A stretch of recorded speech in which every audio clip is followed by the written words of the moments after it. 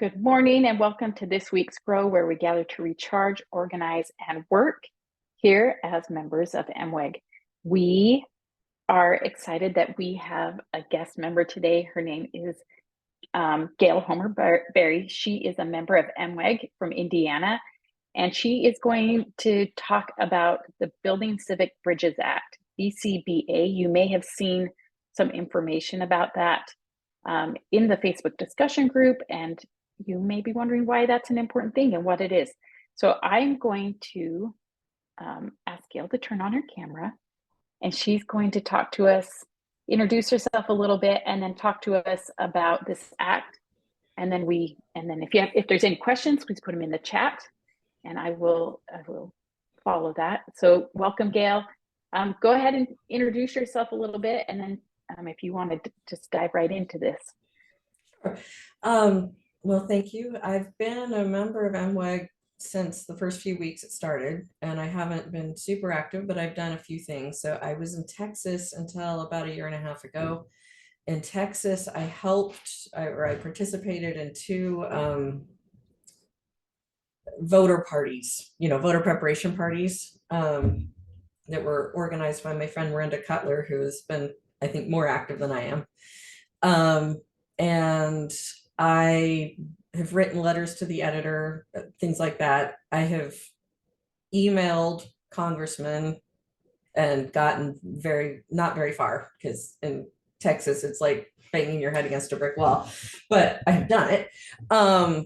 And I am a little bit of a political science, civics, religious studies nerd, not like my sisters and my mom. They're much more into that than I am, but I still think it's important to be a well-informed citizen. And I'm a little bit of a political junkie, let's say that. So about 2 years ago, my husband and I were feeling very unhappy in Texas, and we talked about it, and we decided that after our second son graduated from high school in Texas, we'd move to Indiana, and we did that a year and a half ago, and we're much happier here. Trying to think what else. I have 3 children currently in public school. I have homeschooled in the past, and that has been interesting. And I mean, okay, this is kind of random, but this tells you who I am as a person. All right. For a long time, I participated in this amazing math cooperative homeschool group, and it was just the most incredible thing ever. And I taught a class of kids who were in like the 8 to 11-year-old range. And every week I would do some kind of enrichment math activity with them. We would do conditional probability, like we reach blindfold into a bag and pull out stuffed animals, and are they annoying stuffed animals, or are they, nice, or whatever. And we would like calculate and model. But some of my favorite activities that I have done have included things like gerrymandering. I posted like pictures of like Republican and Democratic districts, and like we're trying to like figure out a way to draw a map to make the district tilt one way or the other. And I kept thinking, if my 8-year-old children can do this, then we as a country can do this, right? Or another time I did like the 2016 election, I did an election math thing, like what percentage of the vote do you need to win? And it was very nonpartisan, and I was very careful not to take sides, but the kids still learned about it. And again, like I say that a lot, if my 8-year-old students can do basic civic math, then anybody can.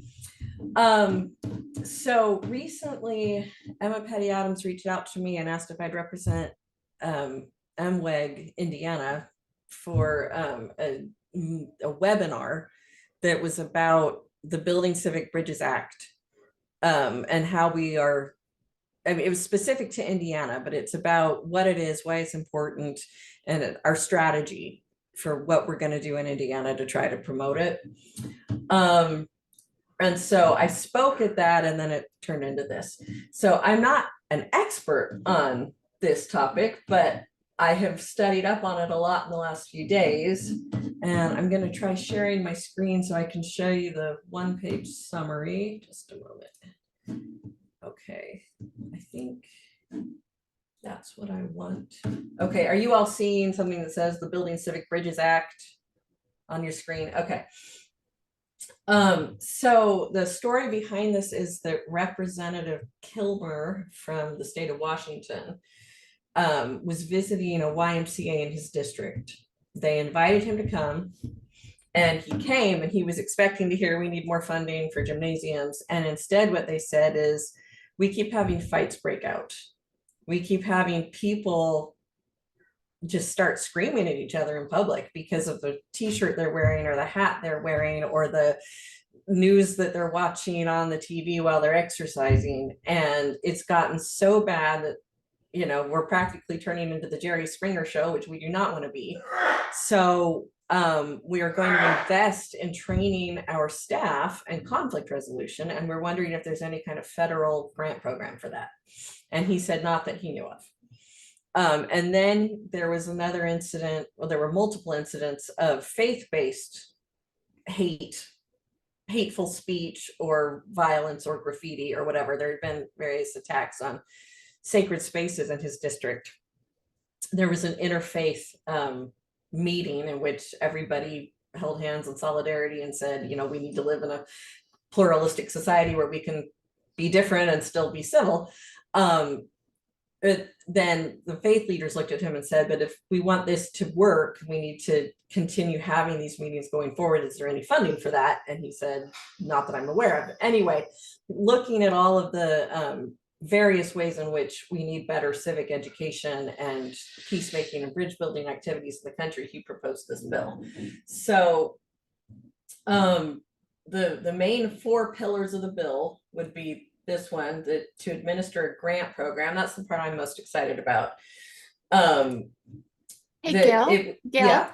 could you like increase the size of your screen? Like I can.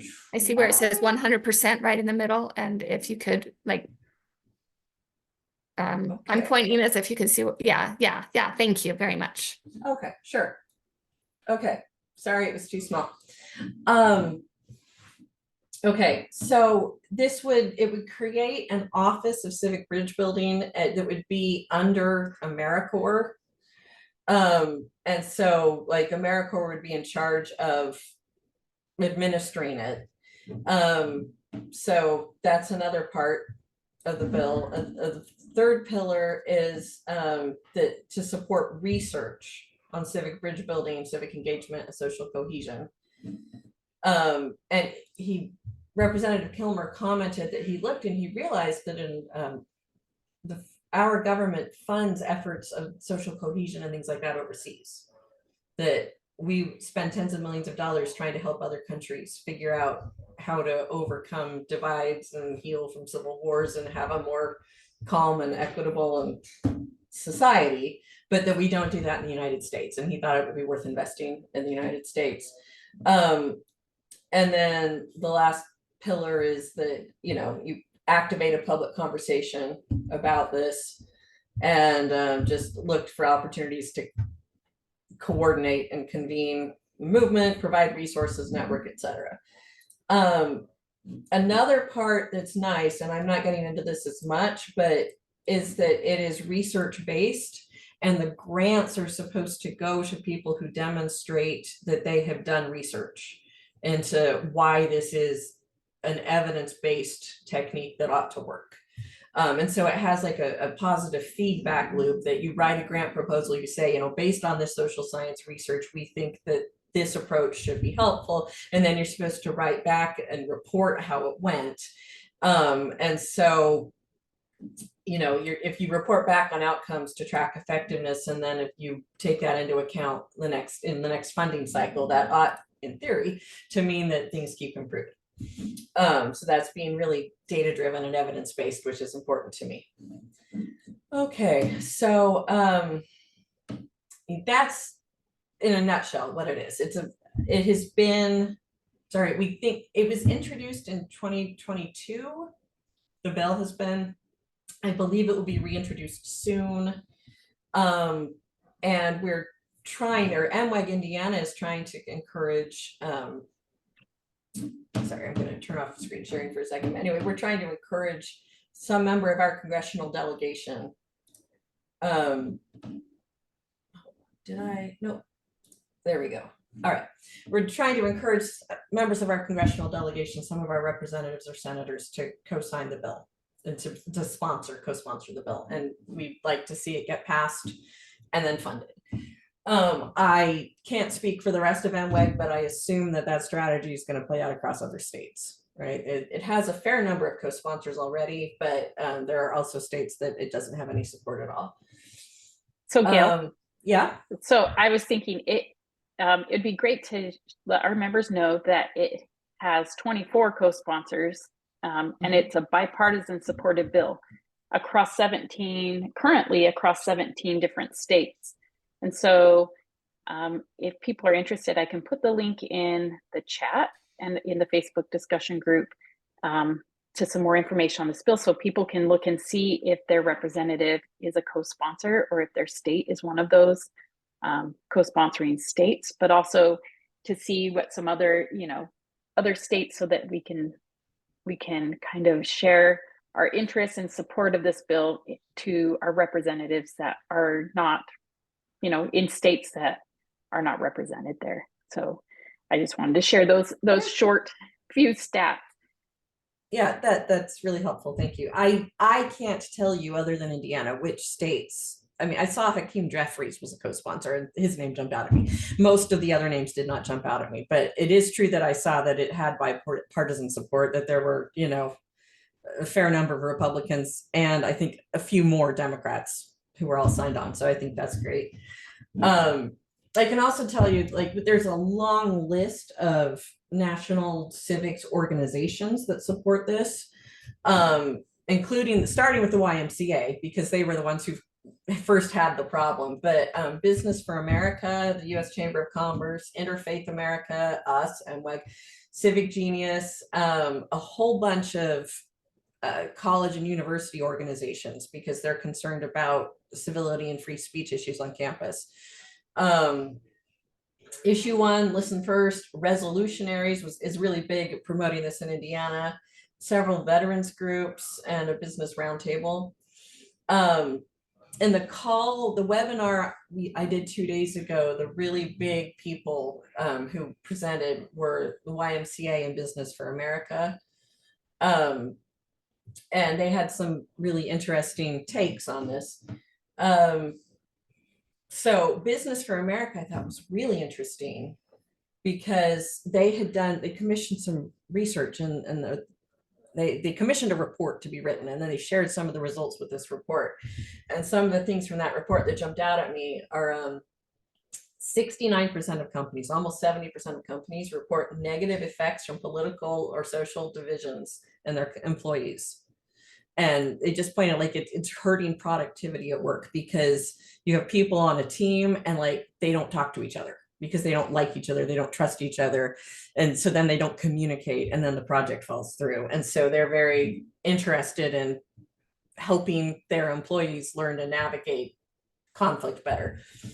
81% of the businesses thought that their employees would benefit from bridge building training. And the conclusion of the report was, businesses can't survive in a society that fails. And our society, if it continues down this course of polarization, will fail. So let's turn that around. Okay, so my part in this webinar was pretty short, but what I did was I talked about just my own personal experiences. I didn't really get into the policy weeds. I just said, hey, I'm a mom, I volunteer in my community. This is what I've noticed that I think is important. And so I'm going to take you through some of that. Just a minute, I'm going to go back to sharing a screen. Okay. All right, so I led with this story. Can you all see this photo? It hasn't shared. It wasn't shared. Oh, hold on, let me try this. There we go. Okay. Yep. Let me see if I can make it. I don't know if I can make it any bigger. Maybe if you double click on it. Yeah. It's from an old web page. I can see the photo, Okay. pretty plainly. There we go. Oh, there we go. Okay, so about 6 years ago, there was a synagogue in Carmel, which is the next city over from where I currently live. And it had a few members who were Holocaust survivors. They were old, they were in their 80s or 90s, but were Holocaust survivors. And somebody spray painted a swastika on this synagogue, and it was just gross. And my mom attended an interfaith meeting, and she was at the time, now my mother's not a member of MWEG, and this is probably before MWEG was, sorry, what year did MWEG start? 2016. 20, okay, so yeah, I guess MWEG was around, but anyway, she's not a member of MWEG. This is July of 2018. But my mother is a faithful member of the Church of Jesus Christ of Latter-day Saints, and at the time she had a regional calling to be on the PR department, right? So part of her calling at church was to represent the church in all, public relations ways. And she had done a few TV appearances and such. Excuse me. And then separately from that, but it dovetailed nicely, she was also a founding member of the Center for Interfaith Cooperation, which is a large interfaith organization in Indianapolis and beyond. So she was invited to speak at this interfaith event held at the synagogue, in which faith leaders from a bunch of different faith traditions stood up and said what any decent person would say, which is, we don't want this in our country. We want to peacefully worship. But anyway, my mom gave really excellent comments. And one of the things that she said that was really powerful was that freedom of worship means that people should be able to feel safe when they go to their houses of worship. And that's just this fundamental need that everybody has, and we should support each other in that. So when she finished, the rabbi stood up and gave her a hug, and it made the front page of the Indianapolis Star, which is the main newspaper in Indianapolis, and Indianapolis is the main city in Indiana. So I was very proud of her.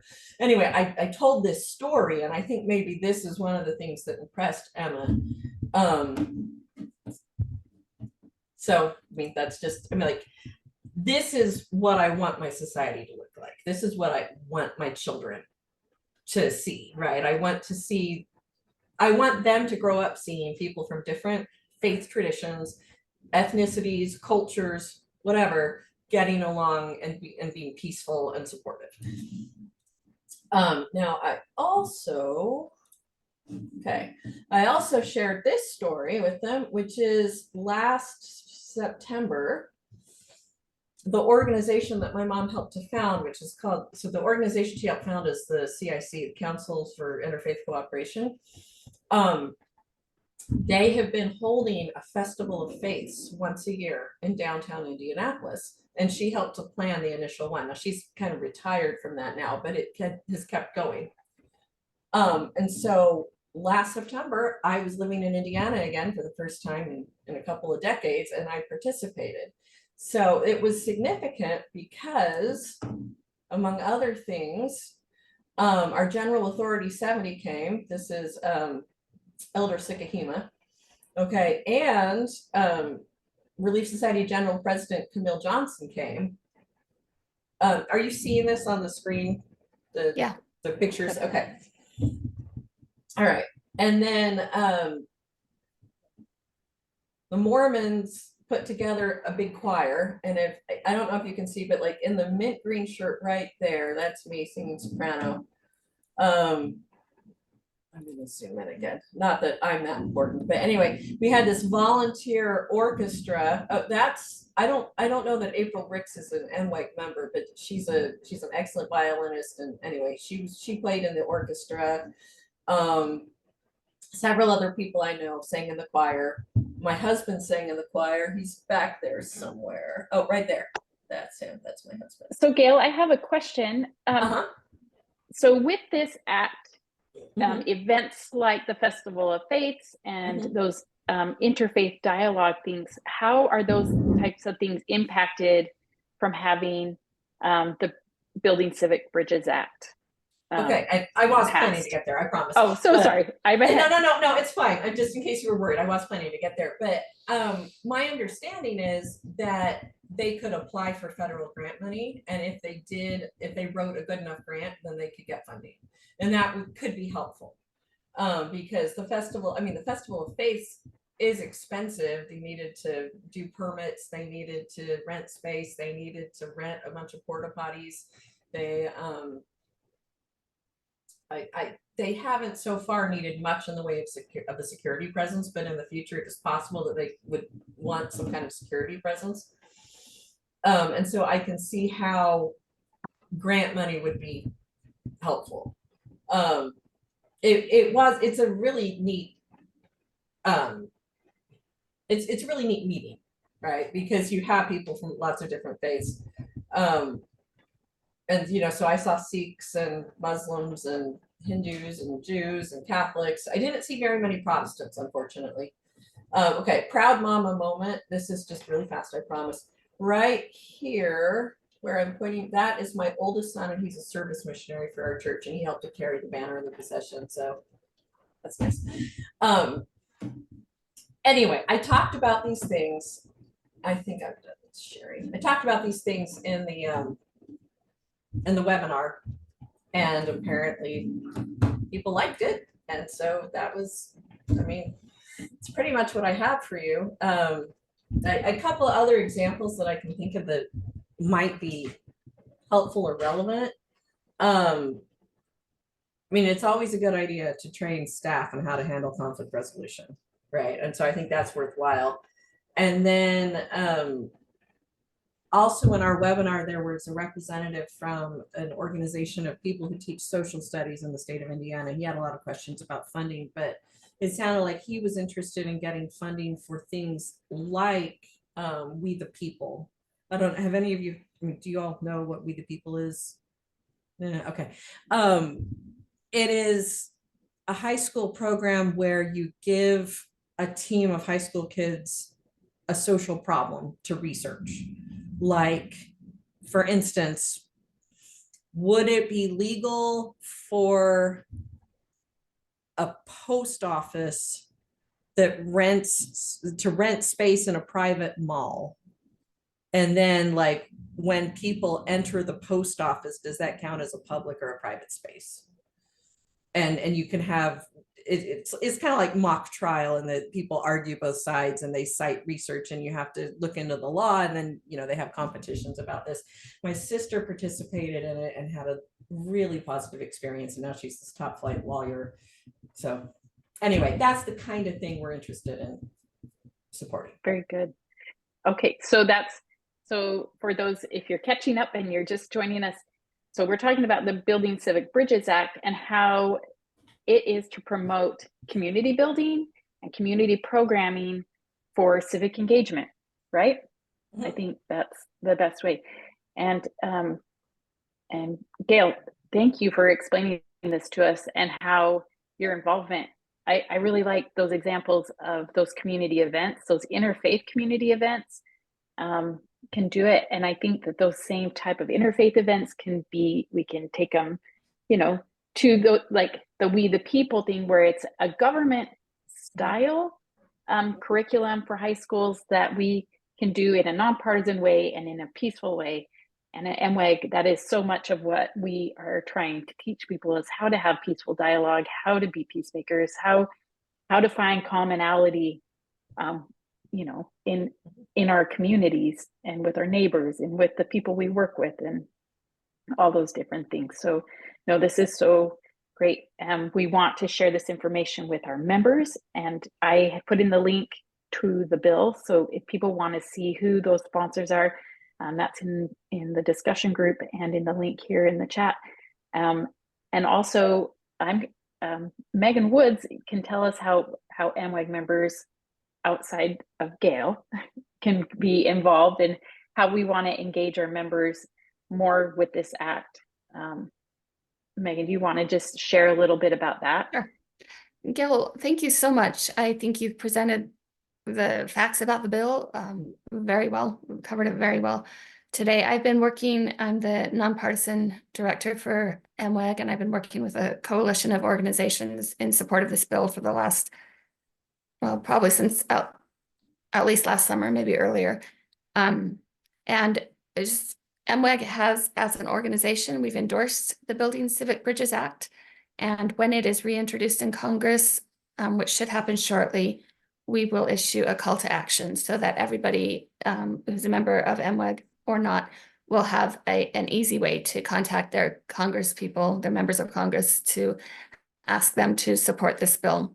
I just wanted to say, you know, sometimes we look at kind of bridge building efforts as soft advocacy, like something that doesn't matter that much. But these things that Gail's been talking about are not just like feel-good events to have the interfaith, you know, event that you talked about. They are vital to our democracy, that we can live together in peace, out of many be one, right? We need to, you know, countries break down as they break into groups and tribes and divisions. We see that in the Book of Mormon. We see it around the world, and we need to fight that in America, except fight it peacefully. And these kinds of events that Gail has participated in can help to lessen tension and increase a feeling of community, a feeling of purpose, a feeling of unity, so we can really be the United States. And so one of the things about the BCBA is that we need to realize that these skills don't come naturally to people. Peacemaking skills, we put a lot of effort at MWEG into teaching how to talk civilly, right? How to engage with each other. And we want to encourage that in a widespread way across America. And like Gail mentioned, our polarization, our divisions are affecting businesses. They affect our church congregations, both in our church and in others. They affect interpersonal relationships. They affect academics at schools. Like my husband's a school teacher. He had some kids who wanted to transfer out of his class because they found out who he was not voting for in one election. I mean, these things, they affect us at all different levels, and we can't move forward as a society without the skills to talk to each other. And so I really think this is an important bill, and I hope that we can get the support it needs for it to pass. And thanks, Gail, so much for all your work on this. Thank you. Yes, thank you so much for joining us today and sharing your experience with us and educating us more on the BCBA. We will, like Megan said, when this comes up, you'll see some more information from MWEG, and we don't have the time frame just yet, but we're just crossing our fingers that something will move on this with the support that it has from, you know, community members, organizations, but also from the representatives that are supporting and sponsoring this fantastic bipartisan bill. So thank you for joining us today on our Grow. If you are interested in learning some peacemaking skills or or hearing some other ways to engage in your community in civic ways, you can join us for the MWEG conference, which is next week on March 23rd. If you don't live in Utah or you can't be there in person, we have a virtual registration that is available for anybody to watch, and you can watch recordings later. So if you can't watch it in real time, you can have access to all the recordings and all of those presentations on Saturday. Also, we still have space for in-person registrations if you want to join us. I will put a link in the Facebook discussion group so you can see who the speakers are and the topics and the titles of those presentations, as well as we have scholarships available for in-person or virtual. So if the cost is a barrier to you, please go to the website of the conference website and apply for a scholarship to be able to participate either virtually or in person. We also have scholarships for students, separate scholarships for students through one of our sponsors. And so we want to be able to make it available to everybody that's interested. So as part of this civic building and bridge building and being peacemakers, please join us for that. And if you have any questions, I don't know if anybody has any other questions. Otherwise, we will see you back for the Grow in a couple of weeks. Have a good day. Thanks, everybody. Bye.